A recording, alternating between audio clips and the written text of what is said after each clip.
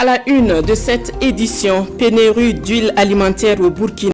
La rareté est observée depuis des jours, voire des semaines, sur les étagères des boutiques de quartier et sur la place des marchés. Conséquence, les prix sont en hausse et les raisons sont multiples. Constat dans cette édition. À suivre en page internationale, un gigantesque feu de forêt a ravagé la Kabylie dans le nord de l'Algérie. Au moins 42 personnes, dont 17 civils et 25 militaires, y ont perdu la vie. Les autorités algériennes évoquent des feux d'origine criminelle attisés par un épisode de canicule. Voilà pour les titres, madame, monsieur, bonjour. Si vous faites le marché, vous avez certainement constaté que l'huile alimentaire se fait rare. Et si vous en trouvez, les prix sont en hausse. Plusieurs raisons expliquent cette pénurie d'huile alimentaire dans les boutiques, les alimentations et les marchés. Amadou Ilboudo et Oumou Sissé ont fait le constat. Suivons leur reportage. De l'huile alimentaire utilisée quotidiennement par le Burkinabé lambda, devenue rare dans les rayons des alimentations, marchés et autres boutiques de quartier. Dans cette boutique du quartier Zogona de Ouagadougou, aucun bidon d'huile.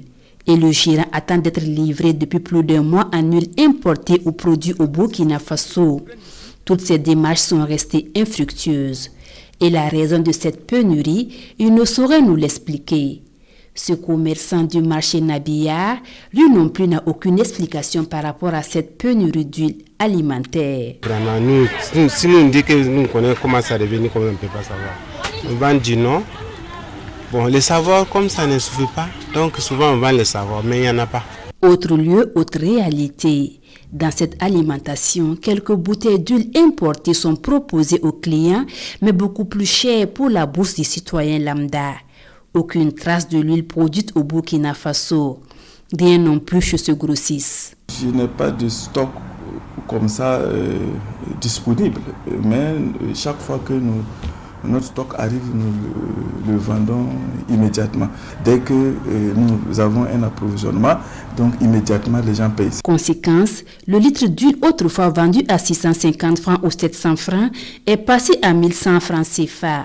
Le prix de l'huile, là, ça a vraiment augmenté. Moi, j'étais au 40e jour de ma marate. J'ai acheté le bidon de 20 litres à 21 000 pompoy.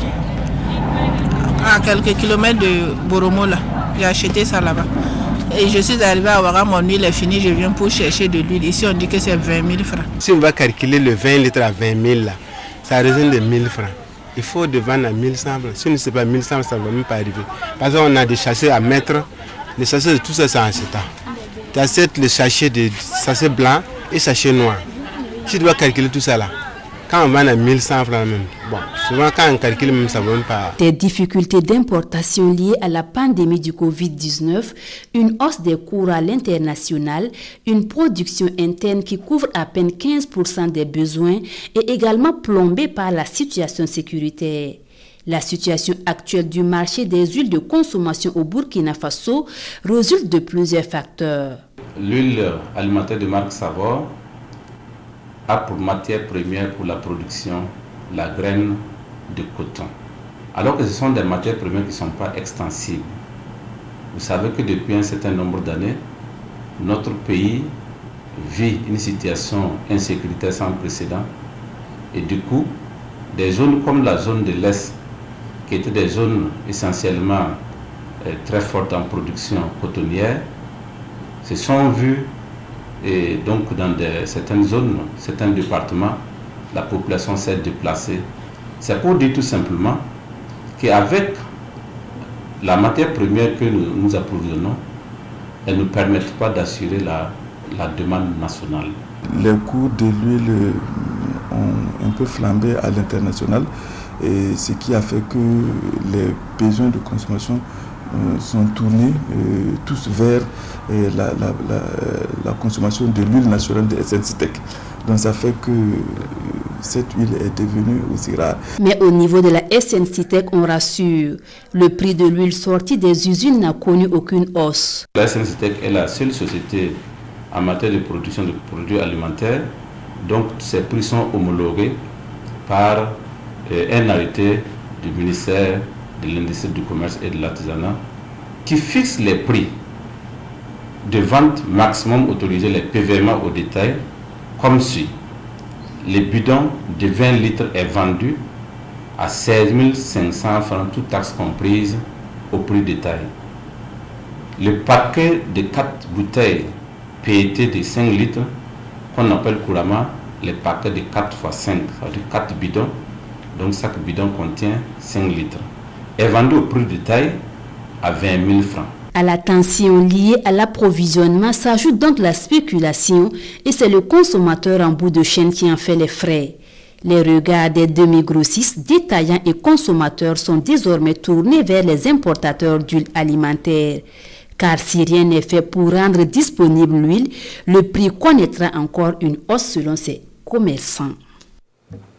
Rareté des produits agricoles et flambée des prix, on en parle aussi à Dédougou. C'était à la faveur de la première Assemblée générale ordinaire du Conseil régional de sécurité alimentaire de la Boucle du Moun qui s'est tenue ce 9 août à Dédougou. Les acteurs ont évalué l'impact de cette flambée des prix sur la sécurité alimentaire et nutritionnelle des ménages vulnérables et proposé des solutions pour y faire face. Yves Rwamba et Dramanso. Cette poignée de tomates est à 200 francs CFA à Dédougou.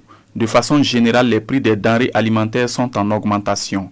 Une situation qui est au cœur de cette Assemblée générale ordinaire du Conseil régional de sécurité alimentaire de la Boucle du Moun. Le thème qui a été retenu a porté sur la flambée des prix des denrées agricoles sur les marchés, que nous avons tous constaté cette année, alors qui semble être une situation qu'on ne vit pas d'habitude.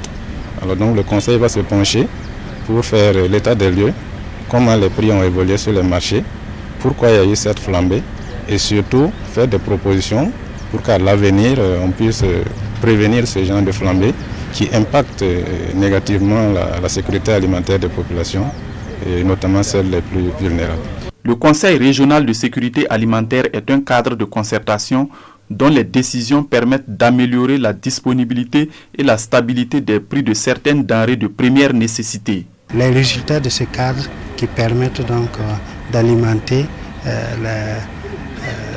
l'Assemblée générale au niveau national. Alors, chaque région donc a sa spécificité et pourra donc proposer des solutions spécifiques selon le contexte donc, que la région vit. Et donc les solutions qui peuvent être proposées peuvent aussi être appliquées dans d'autres régions.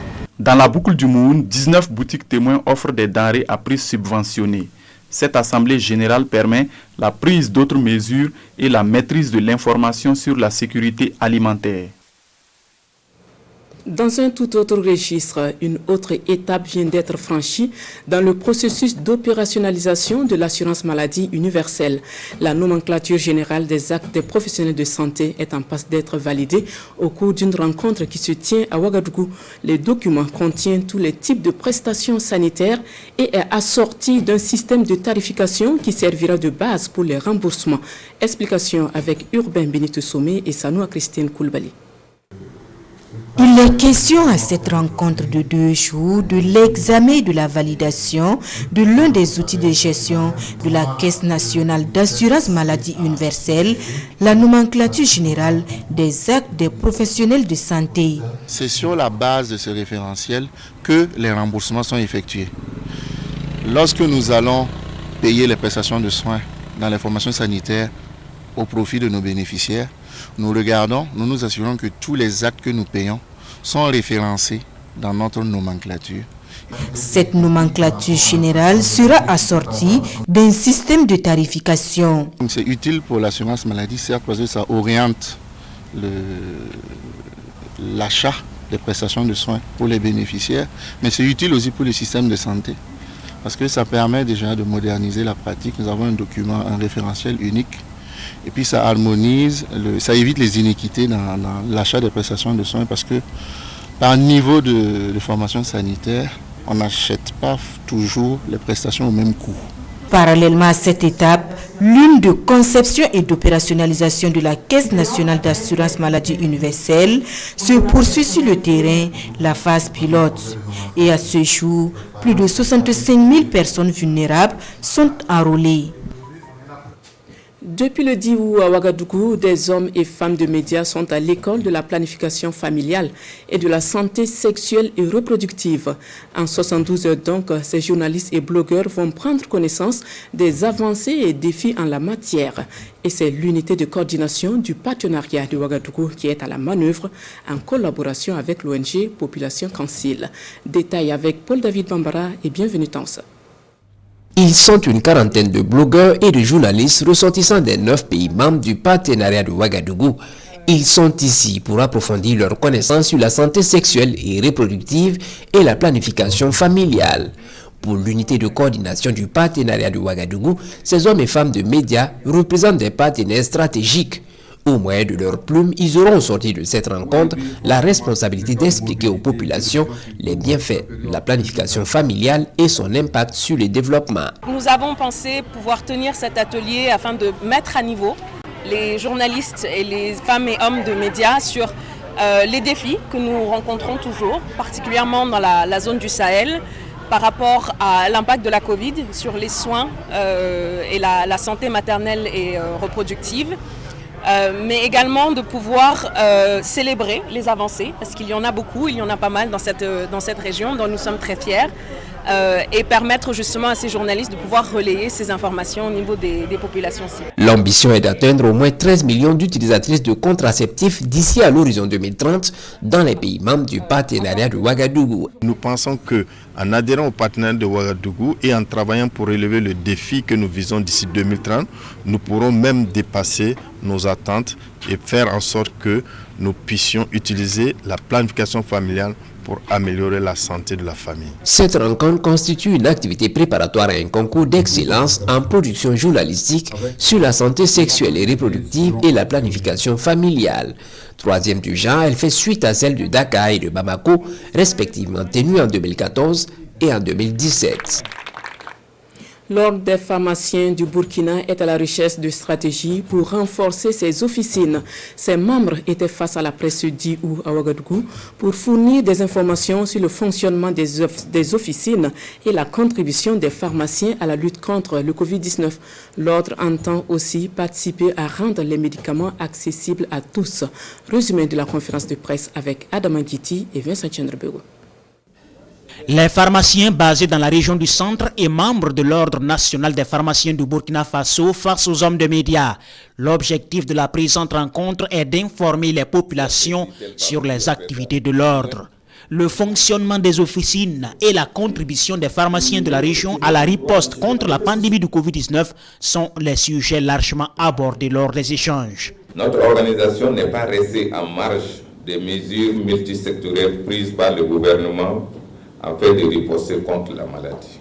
Cette contribution a porté sur tous les domaines de la riposte contre la COVID-19 tels que définis dans les plans de riposte, à savoir la coordination de la riposte, la communication, la surveillance des points d'entrée et la prise en charge des cas et la gestion de la logistique. La disparité des prix de certains médicaments dans les différentes pharmacies, autant de questions soulevées par les journalistes.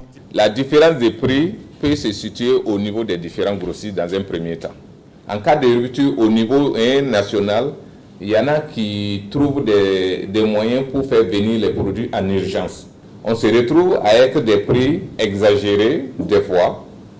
Et si jamais la minute qui suit ou les jours qui suivent les produits rentrent chez les grossistes, voilà les problèmes. Qu'est-ce qu'on fait ? L'Ordre national des pharmaciens se veut une instance qui participe à la bonne santé des populations. Il invite ces populations à toujours faire recours aux pharmaciens en cas de besoin et faire confiance à leurs conseils. Autre point dans cette édition, 1000 plans mis en terre pour reverdir l'environnement en péril. Les ressortissants du Kourouégo donnent ainsi un écho favorable à l'invite du président du Faso. L'acte est posé à Kouaguin dans la commune de Boussé, un reboisement initié par l'association Bournoma. Ambiance avec Kwale Nebié et Abdelaziz Yadjibou.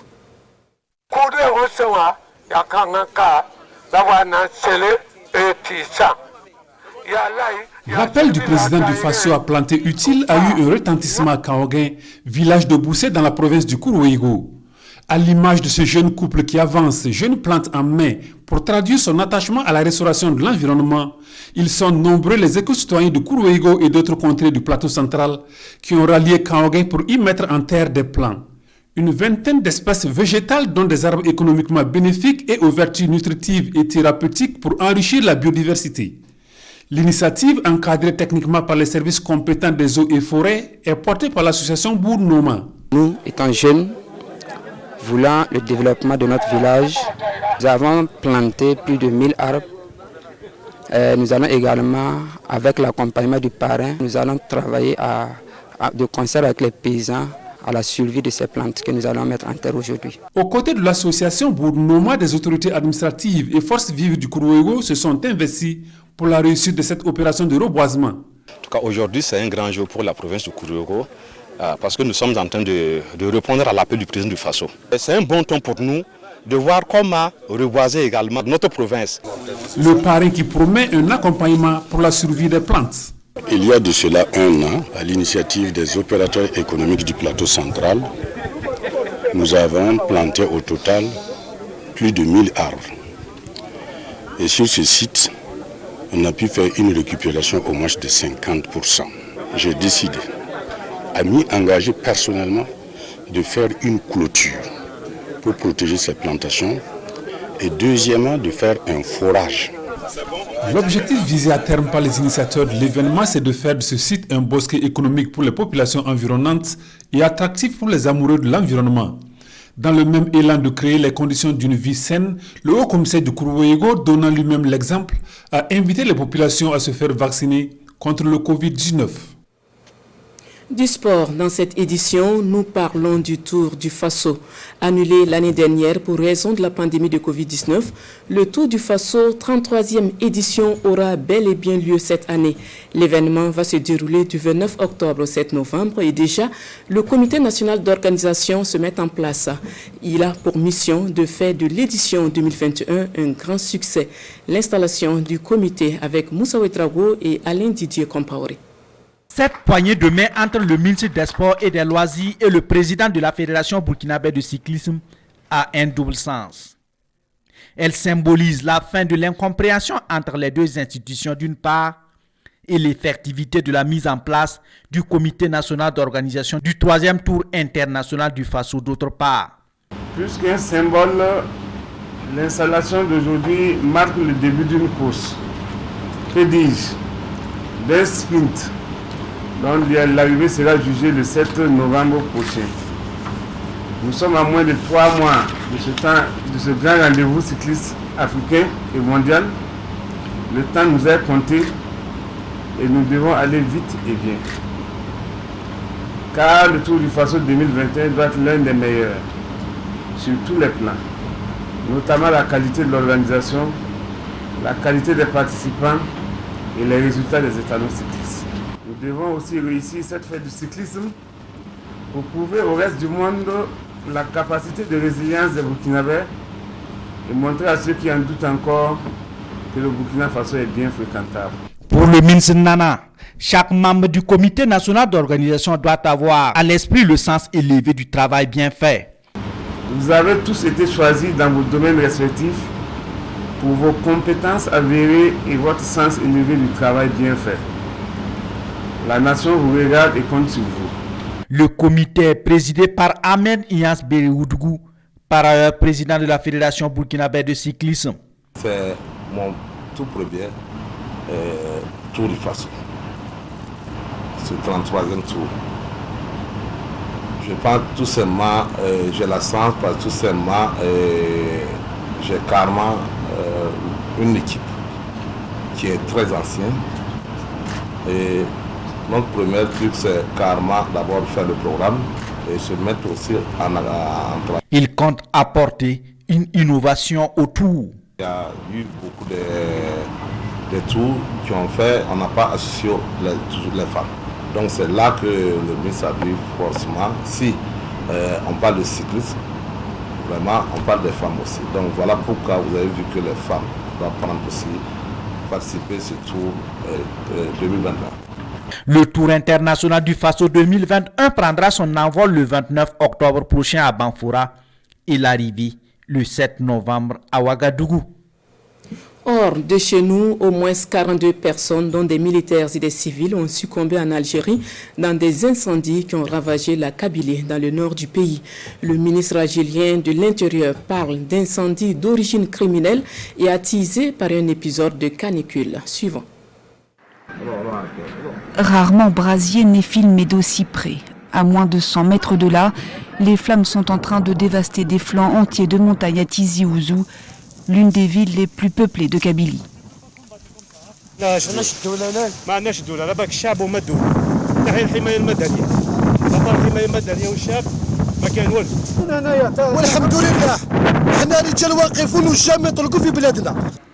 Depuis lundi soir, cette région du nord de l'Algérie est en proie à une cinquantaine de feux simultanés.